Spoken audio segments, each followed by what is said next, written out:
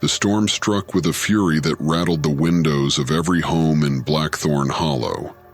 It was a night of unusual tempests, the kind the old-timers whispered about in pubs and at church gatherings, muttering something about the winds carrying voices from the past.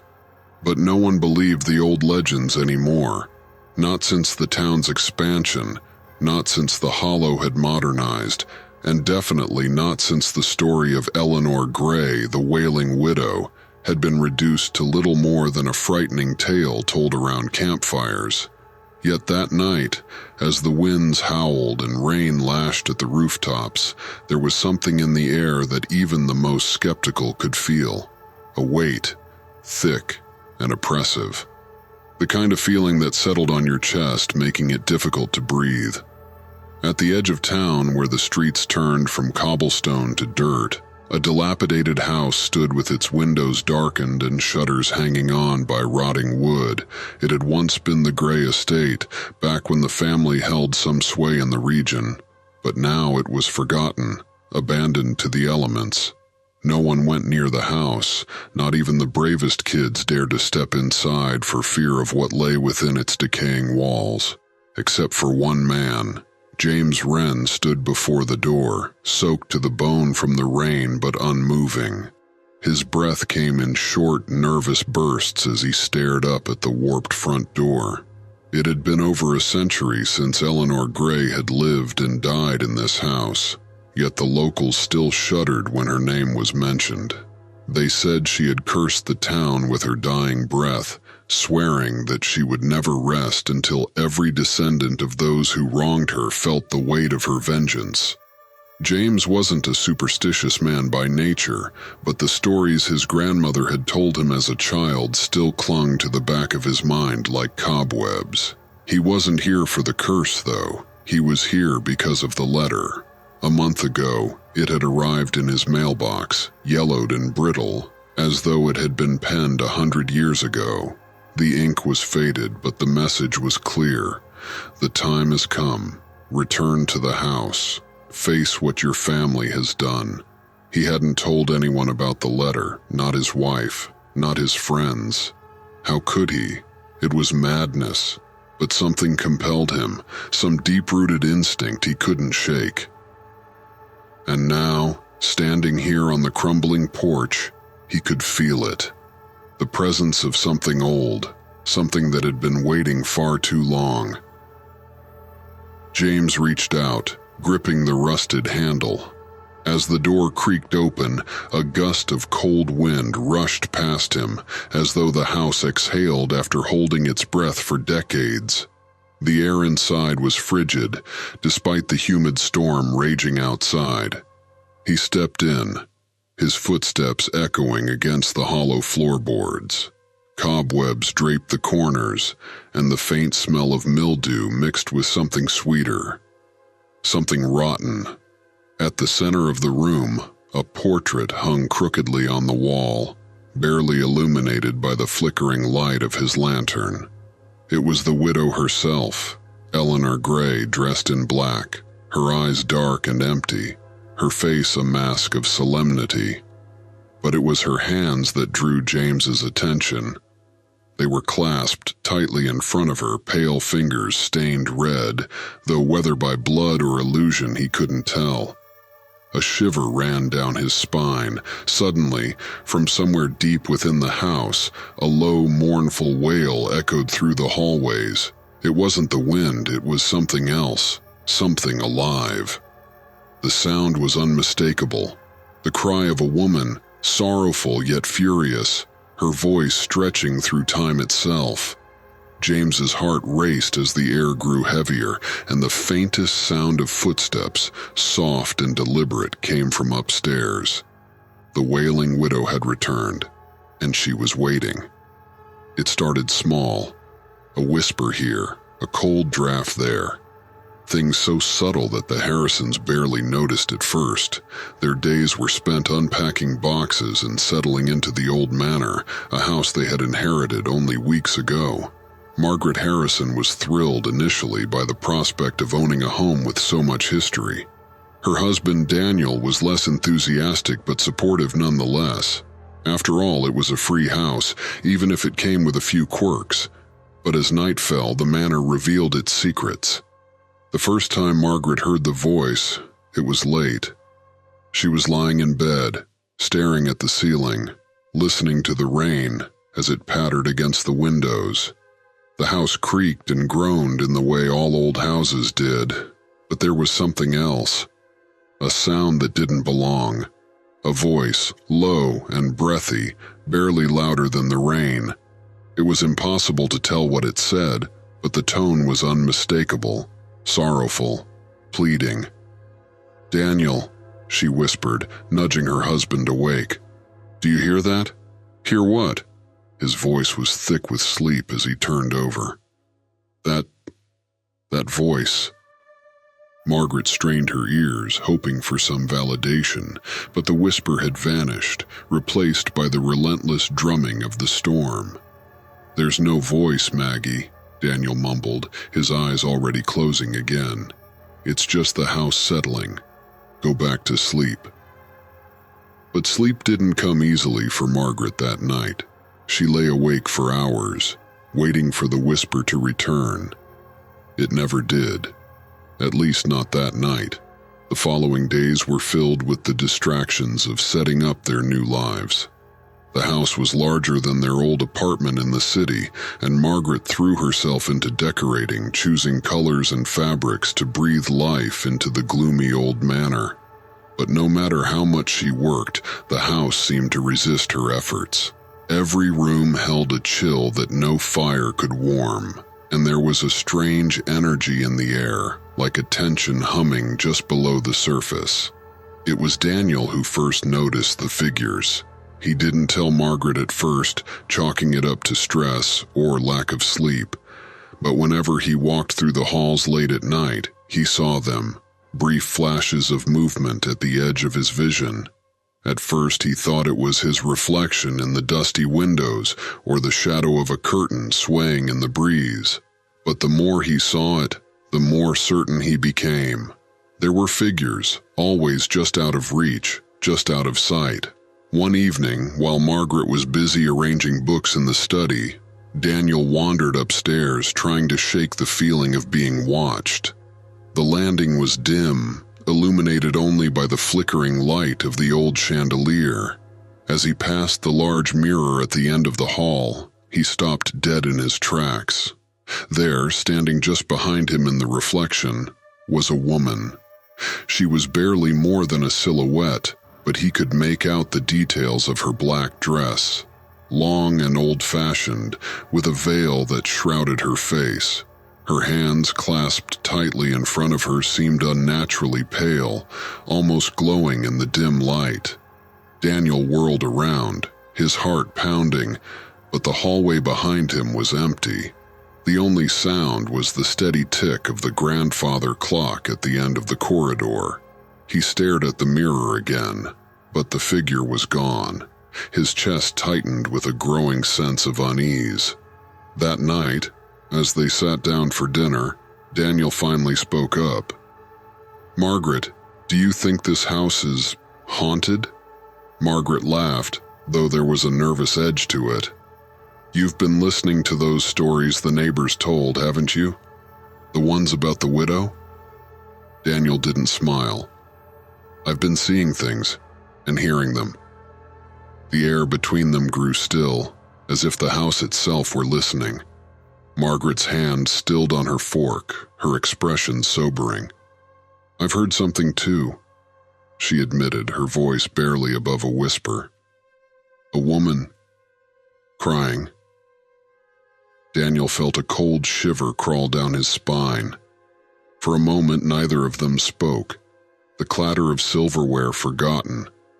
Then, just as the silence stretched too thin, there came a soft sound, barely audible, a breathy whisper that seemed to drift through the very walls of the house. The sound of a woman weeping in the night. They weren't alone. The widow was still here. The rain had finally given way to a pale, overcast sky as the Harrison family's car navigated the winding roads leading to Blackthorn Hollow. Daniel Harrison tightened his grip on the steering wheel, his knuckles whitening.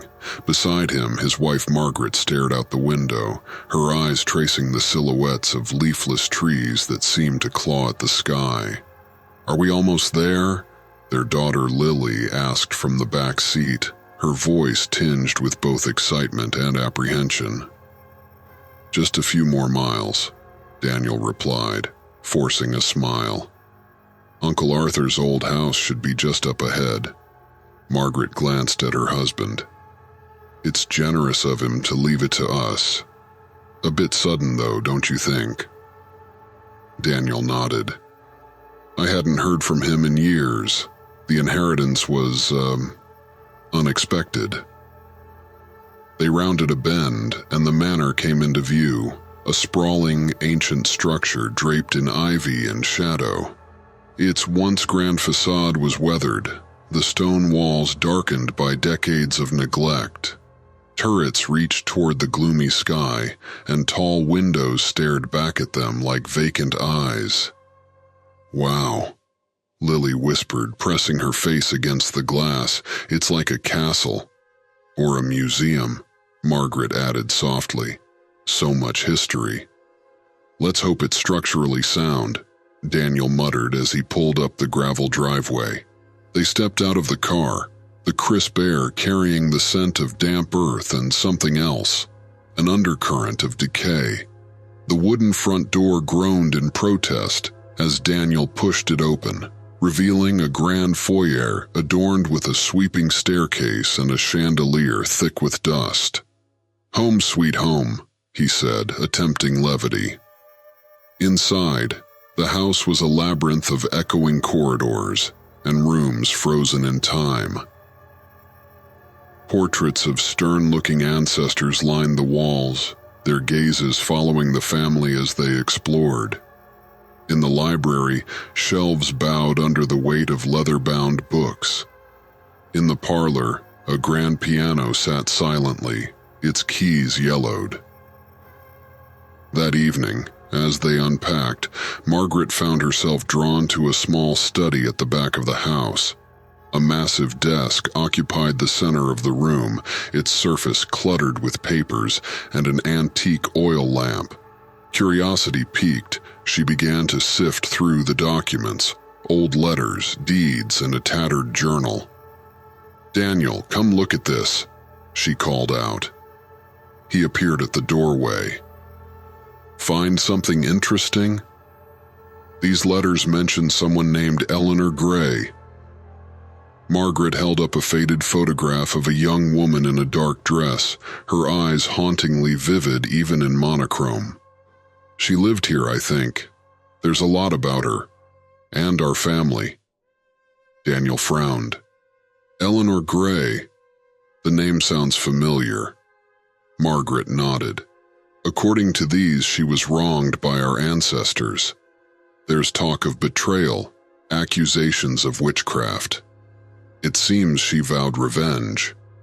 "Old superstitions," Daniel said, but his tone lacked conviction. "Probably just local folklore." That night, strange dreams plagued them both. Margaret dreamed of wandering the halls, following distant sobs that echoed endlessly. Daniel found himself standing in the manor's garden, the ground beneath him soft and wet. When he looked down, he realized he was sinking into the earth, roots winding around his ankles. Lily woke up screaming just after midnight. "She was here," she cried, as her parents rushed into her room. "The lady in the black dress. She was crying, and she looked so angry." Margaret wrapped her arms around her trembling daughter. "It was just a bad dream, sweetheart." But as she comforted Lily, Margaret caught a glimpse of something in the mirror, a flicker of movement, a shadow that didn't belong. Her breath caught in her throat. The following day, determined to ease their growing unease, Daniel visited the local archives. The librarian raised an eyebrow when he mentioned Eleanor Gray. "Ah, the Wailing Widow," she said cautiously. "Best left alone, that tale." "Please," Daniel insisted. "I need to know." With a reluctant sigh, she produced a brittle newspaper clipping from over a century ago. The headline read, "Local woman found dead after accusations of witchcraft." The accompanying article detailed how Eleanor Gray had been ostracized, her pleas of innocence ignored, ultimately leading to her tragic death. The townspeople had turned their backs on her, all led by one Reginald Harrison. Daniel's blood ran cold. "Harrison?" The librarian nodded. "Your ancestor, I presume." It said that Eleanor cursed the Harrison name with her dying breath. Returning home, Daniel shared his findings with Margaret. "We're part of this," he said, his voice barely above a whisper. "The hauntings, Lily's nightmares, it's connected to Eleanor." Margaret looked toward the hallway, where shadows seemed to dance just beyond the edge of the light. "What do we do?" A sudden chill swept through the room, extinguishing the fire in the hearth. The temperature plummeted, their breaths forming clouds in the icy air. From the depths of the manor, a mournful wail rose, building into a spine-tingling scream that echoed through every corridor. Lily appeared at the top of the stairs, her eyes wide. "She's coming," she whispered. The family huddled together as the wailing grew louder, more agonized, a symphony of sorrow and fury. The walls trembled, and the portraits of their ancestors seemed to glare down at them with newfound malice. "She won't stop," Margaret said, her eyes filling with tears. "Not until she has her revenge." Daniel clenched his jaw. "Then we'll find a way to make this right." But as the house groaned and the lights flickered, an unsettling realization settled upon them. The past had risen, and the sins of their forebears had come knocking. The Wailing Widow would not be denied. The nights grew longer. Every evening, the air inside the house thickened with an unnatural chill, and by midnight it was impossible to ignore the presence of something unseen moving through the halls. Daniel and Margaret no longer tried to explain the strange occurrences, the whispers, the flickering lights, the distant cries. These were the telltale signs that the curse had awakened. The Wailing Widow had returned. It was on the fourth night that the true haunting began. Margaret stood at the kitchen sink, scrubbing dishes under the dim light of a single bulb that seemed to flicker in rhythm with the rain tapping against the windows. The house was quiet, save for the occasional creak of old wood settling. Daniel was in the study, poring over old documents they had uncovered in the attic, desperate to find some clue to stop the relentless haunting. Suddenly, the temperature in the kitchen plummeted. Margaret could see her breath fogging in front of her, her hands trembling as she gripped the edge of the sink. Her eyes darted toward the doorway, sensing a presence before she saw it. And then she heard it. A faint sob, echoing softly from the hallway. The same mournful, sorrowful cry that had haunted her dreams. But this time it was closer. More tangible. Margaret's heart raced as she stepped cautiously into the hallway. The wooden floorboards cold against her bare feet. The sound of crying grew louder, more distinct, as if the very walls themselves were weeping. She reached the bottom of the staircase and froze. At the top of the stairs stood the figure of a woman, draped in black. Her veil hung low, obscuring her face, but Margaret could see the pale, bony hands clasped in front of her. The woman stood perfectly still, her head bowed, her shoulders shaking with each anguished sob. "Eleanor?" Margaret whispered, her voice barely audible over the howling wind outside.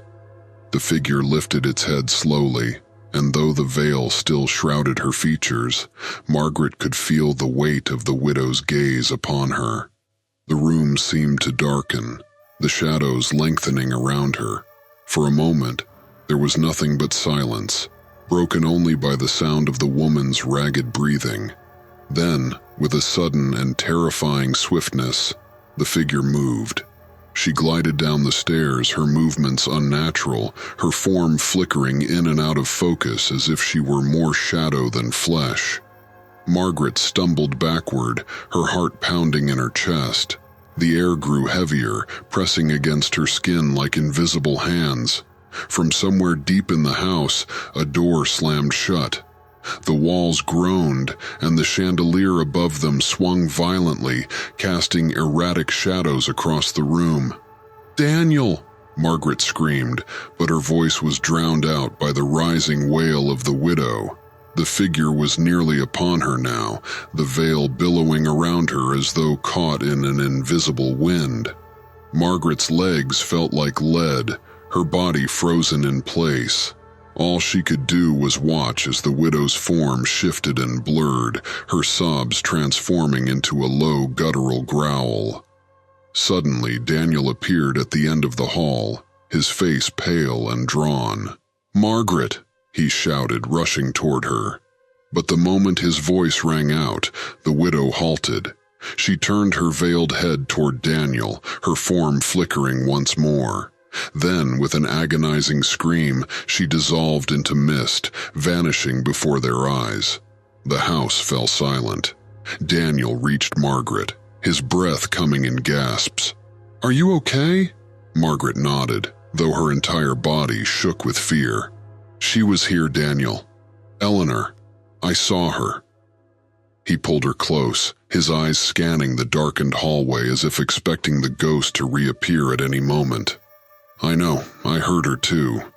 They stood in the silence for a moment, their breaths ragged, the weight of the house pressing in on them from all sides. The widow had shown herself, and it was only a matter of time before she would return again. The next morning they gathered in the study, poring over the journals and letters they had found in the attic. Daniel traced his fingers along the faded ink of one particularly worn letter, reading it aloud. "They will not believe me. They call me mad, but the curse is real. She will not rest until she has taken us all." Margaret shuddered as Daniel set the letter down. "She's bound to this house, to this family," he said. "But why now? Why after all these years?" "It's us," Margaret whispered. "We're the last of the Harrisons. She's coming for us because we're the end of the line." Daniel looked at her, his face grim. "Then we have to find out how to stop her." But as they scoured through the documents, a growing sense of dread crept over them. The more they read, the more they realized the depth of the curse. The widow's thirst for vengeance wasn't something that could be easily broken. She had waited for generations, and now she was closer than ever to completing her dark purpose. And somewhere in the shadowed halls of the house, the Wailing Widow wept. Days passed, and the house seemed to pulse with a malevolent energy that grew stronger with every hour. Margaret and Daniel barely slept, their nights filled with the mournful wails of the widow and the soft creaking of footsteps pacing above their heads. Lily, terrified, refused to sleep in her own room, curling up between her parents each night, clutching her stuffed rabbit like a lifeline. The air inside the house had turned cold, no matter how many fires they lit, and the sense of something watching them from the shadows was constant. The curse was tightening its grip, and they were running out of time. "We need to know what really happened," Daniel said one evening as they gathered around the kitchen table, old letters and documents spread out before them. "There's something we're missing, something about the curse that isn't in these records." Margaret ran her fingers over an ancient, leather-bound journal they had found hidden behind a false panel in the attic. It belonged to Reginald Harrison, the ancestor who had betrayed Eleanor Gray. The entries were sporadic and cryptic, but the deeper she read, the more disturbing the truth became. It says here that Eleanor wasn't just wronged by Reginald. Margaret said, her voice low. She was in love with him. Daniel looked up, his brow furrowing. In love with him. But the legend says he accused her of witchcraft. Why would he betray her? Margaret shook her head. It wasn't him who led the charge. It was the other townspeople. But when they came for her, Reginald, he didn't defend her. He let them take her, let them hang her, all to protect his own reputation. She flipped to the final entry, where Reginald's handwriting grew shaky, barely legible. He regretted it, Daniel. In his last days, he wrote about how her death haunted him, how he saw her face in his nightmares, heard her wailing every night. Daniel sat back, rubbing his temples. So, this is all because of a love affair gone horribly wrong? Eleanor's revenge because Reginald let her die? Not just revenge, Margaret said softly, looking up from the journal. It's more than that. She cursed the entire Harrison bloodline, not just because of Reginald's betrayal, but because she was pregnant with his child when she died. Daniel's eyes widened. What?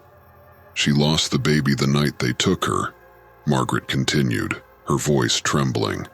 They say she cursed not just Reginald, but every descendant, condemning them to suffer for the life that was taken from her, their child's life. A heavy silence fell over the room as the weight of the revelation settled on them. That's why she's targeting us, Daniel said, his voice barely above a whisper.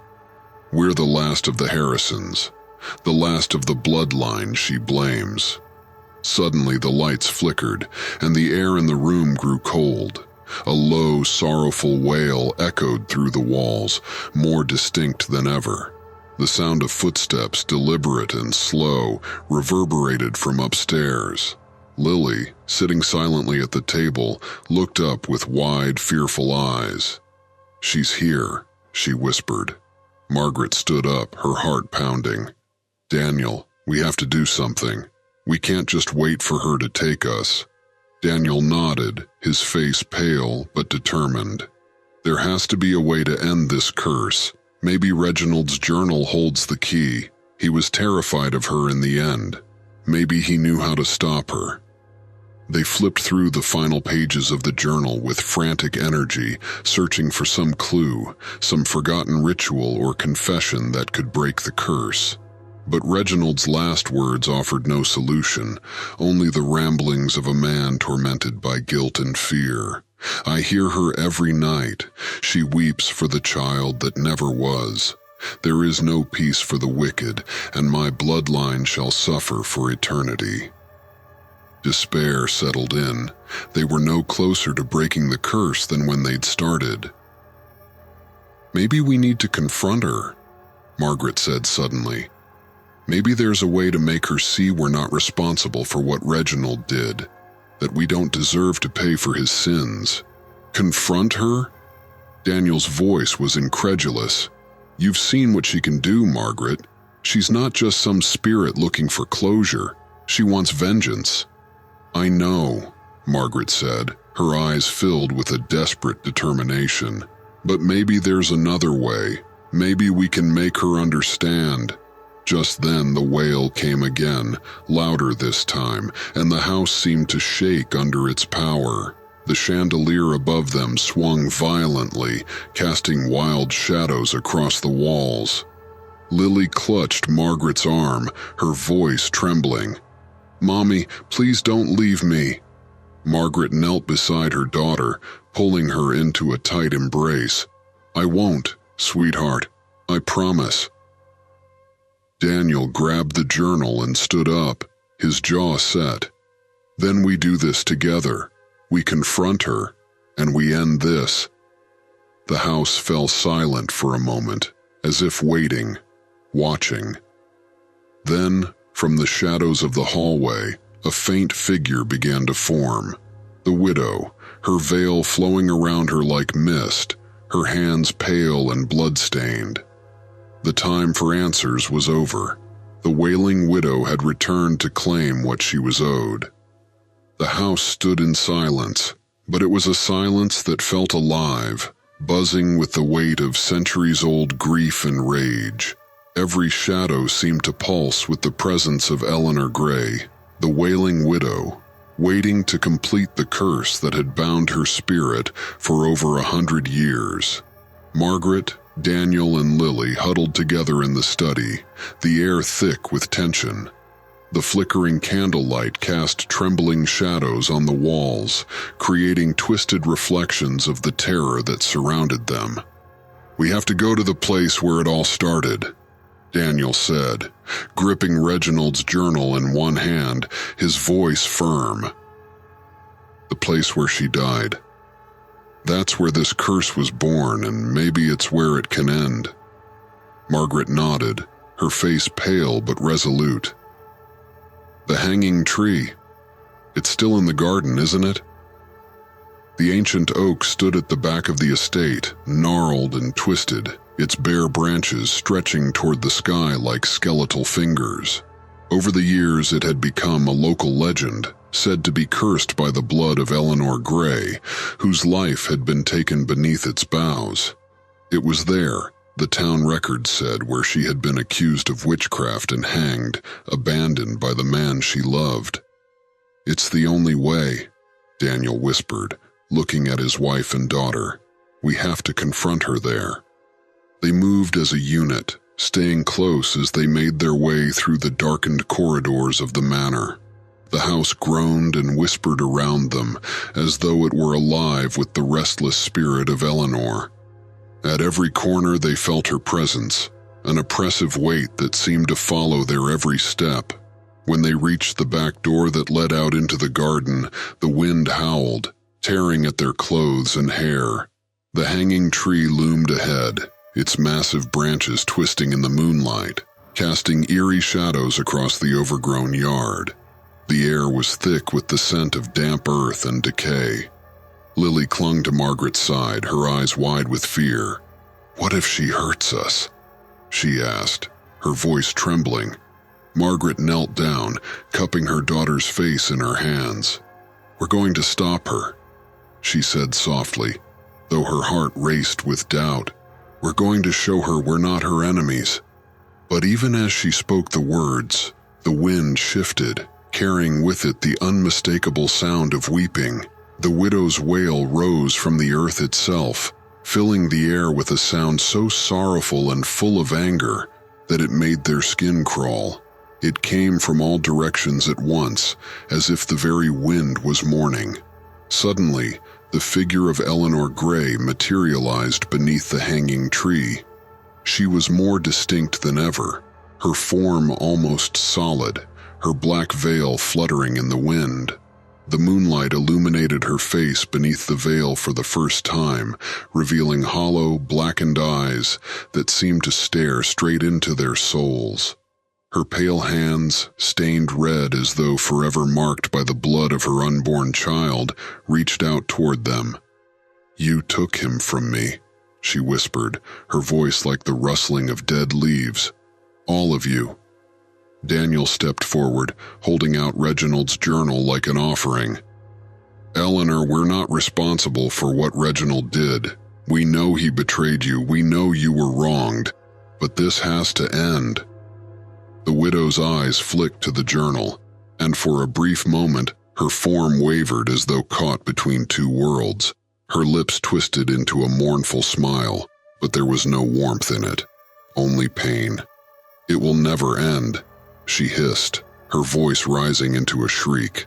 "I lost everything, my life, my child, and he let them take me. Your bloodline is tainted with his guilt." Margaret stepped forward, her voice trembling but determined. "We're not like him. We're not Reginald, but we're the last of his line. If you destroy us, it's over. Your revenge will be complete. But is this what you want? To be trapped here forever?" Eleanor's form flickered, the wind whipping around them in a violent frenzy. The wailing grew louder, her cries twisting from sorrow to fury as she advanced toward them. The ground beneath their feet trembled, the roots of the ancient oak beginning to rise, as if the very earth was rebelling against their presence. Suddenly, Lily broke free from her mother's grasp and stepped toward the widow. "Please," she said, her voice small but clear, "don't hurt us. We're sorry for what happened to you." The widow's gaze shifted to the child, and for a moment, the fury in her eyes seemed to fade, replaced by something softer, something almost human. Her pale hands trembled as she reached out, her ghostly fingers brushing against Lily's cheek. "Your family took my child," Eleanor whispered, her voice barely audible. "They took everything."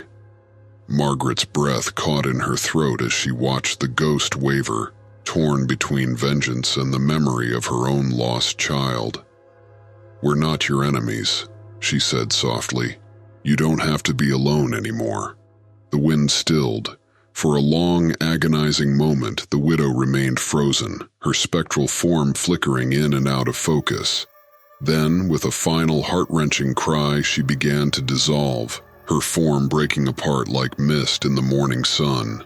Her voice echoed through the air, fading into the night. The wailing stopped. The house stood silent, the oppressive weight lifting as the curse was finally broken. The widow, her sorrow, and her rage had been released. Lily turned back to her parents, her eyes wide with relief. "Is she gone?" Daniel knelt and pulled her into his arms, his voice thick with emotion. "She's gone, sweetheart. It's over."